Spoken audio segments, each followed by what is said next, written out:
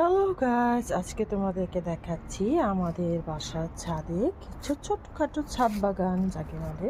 এটা হচ্ছে তুলসী গাছ, এটা হচ্ছে পেঁপে গাছ, এটা হচ্ছে টমেটো, ড্রাগন ফল, এটা হচ্ছে সিমের চারা, আর এটার মধ্যে হচ্ছে টমেটো আর ছোট্ট একটা পেঁপের চারা। এখানে হচ্ছে মিষ্টি কুমড়োর চারা, এখানে হচ্ছে লাউয়ের চারা, আর এটা হচ্ছে ফুলকপি, এটা হচ্ছে লেবু গাছ, এটা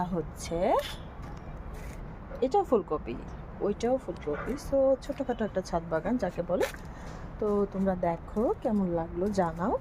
সো গাইস, ভালো থেকো, সুস্থ থেকো এবং সবাইকে শীতের শুভেচ্ছা।